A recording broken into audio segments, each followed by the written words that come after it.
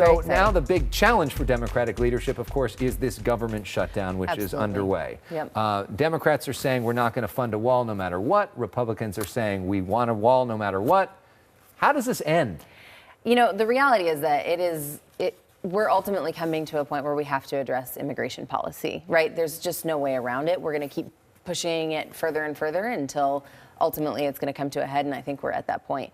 I think we can probably expect that there will be a short-term funding that'll happen, at some point pretty quickly, but really it's going to come down to we have to come to some kind of agreement around immigration policy. Why would either side right now agree to the short-term funding? Why would either side at this point say, I give in, especially when they have such political incentive to keep this going? I mean, the reality is you have 800,000 people who are working, federal workers, who aren't getting paid. And that's a real problem. I mean, that's the middle class. Those are people who have families to take care of. And that's not the right pawn in this kind of a political game. And so hopefully both sides recognize that and say that we've got to do something that's not putting people's, frankly, livelihoods at risk. And I think that ultimately both sides will come to some kind of agreement that pushes it further down the road, but it's going to keep happening. And this is governance.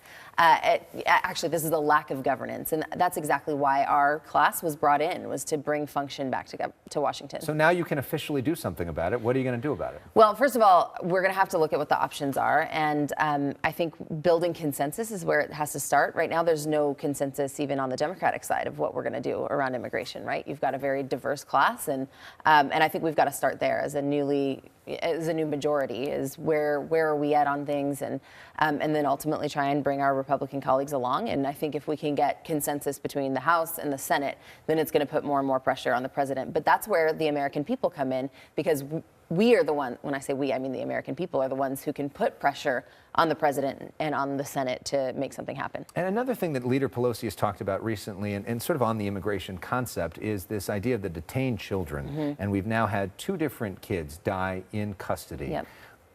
How do we make sure that doesn't happen again? And I know the Democrats are talking about launching new investigations on this front.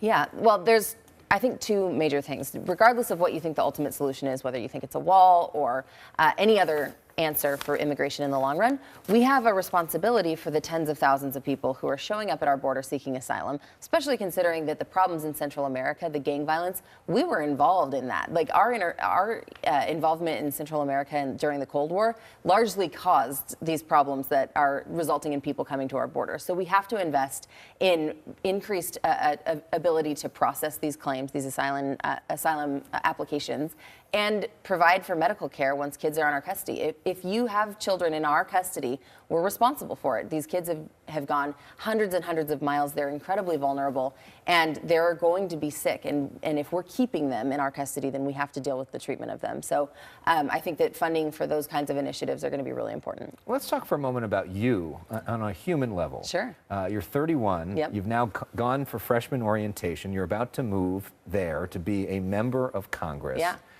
What is that like for you, walking the halls? What does that feel like for you? I mean, it's definitely a strong sense of responsibility. I mean, there's a lot of work that has to happen. And there's a very real recognition that so much faith has been put in us as a collective that, we have to fix our country, right?